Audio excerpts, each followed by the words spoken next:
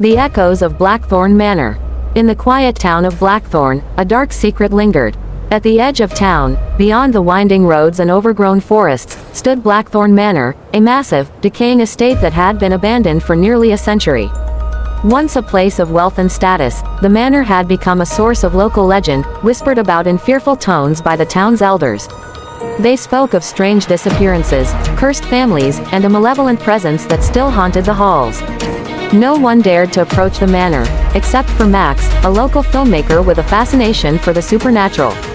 Max had built a modest following on YouTube, where he explored haunted locations and shared his eerie experiences.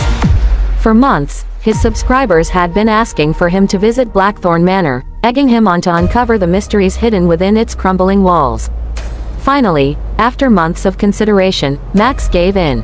Armed with cameras, recording equipment, and a sense of curiosity, he set out for the manor late one October evening.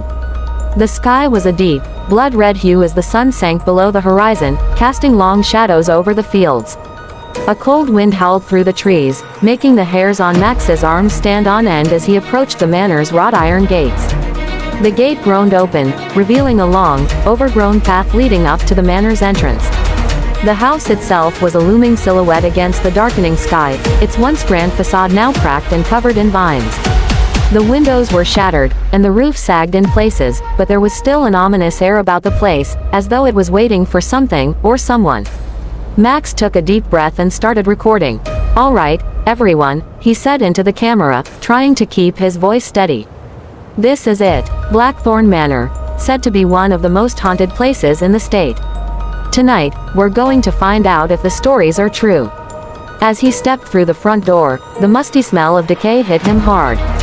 Dust floated through the air, illuminated by the beam of his flashlight. The grand foyer was a mess of broken furniture, peeling wallpaper, and debris. Despite the state of ruin, Max couldn't shake the feeling that the house was alive, watching him. He started his investigation in the foyer, calling out, "If there are any spirits here, make yourselves known." His voice echoed off the walls, but there was only silence. He moved through the dark corridors, filming every inch of the decaying mansion. As the hours passed, Max explored the dining hall, the library, and the ballroom, all empty, all eerily quiet. It wasn't until he reached the second floor that things began to change. As he entered one of the bedrooms, Max heard a faint noise, like whispering. He froze, straining to listen, but the sound stopped as suddenly as it had started. He spun around, his flashlight flickering in the darkness. "Is someone there?" he called out, but again, there was no response. His heart raced as he walked further into the room. The floorboards creaked beneath his feet, and the air grew colder. Max set up one of his cameras in the corner, facing the bed.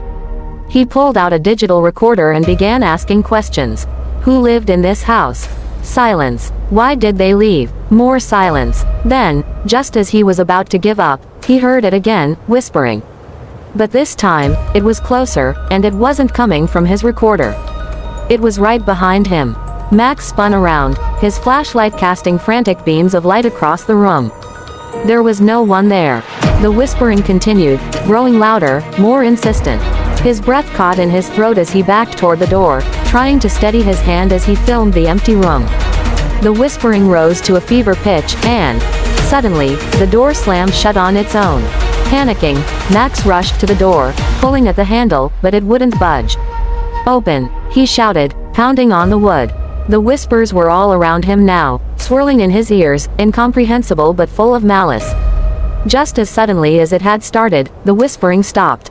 The door swung open, and Max stumbled back into the hallway, his heart pounding. He ran down the stairs, his camera bouncing in his hand as he made for the front door. But as he reached the foyer, he stopped cold.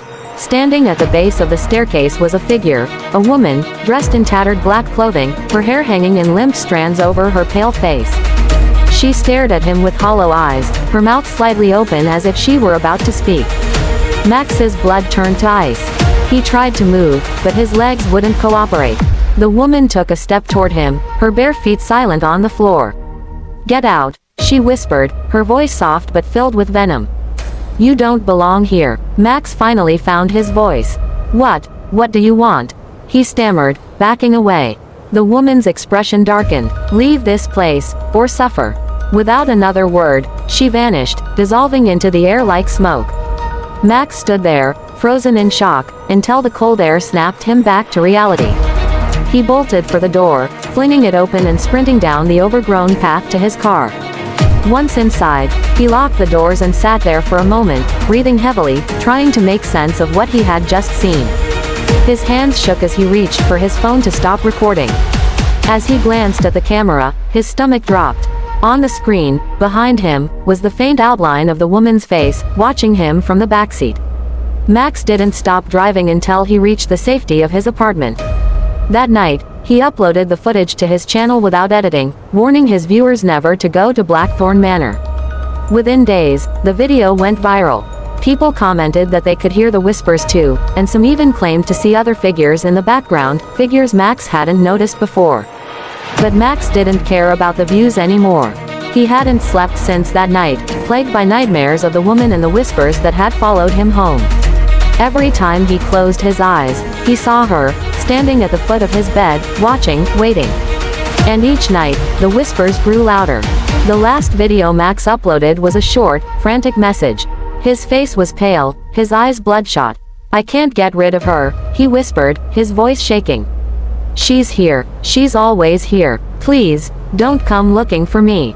Don't go to Blackthorn Manor." 2 days later, Max disappeared. His apartment was found abandoned, the front door left wide open. The only clue was his camera, still recording, sitting on the floor in the middle of the room. The footage showed Max's empty living room, silent, still. But in the final moments, the camera flickered, and there, just for a second, was the faint image of a woman, standing in the doorway, smiling. Blackthorn Manor remains abandoned, but the whispers never stopped.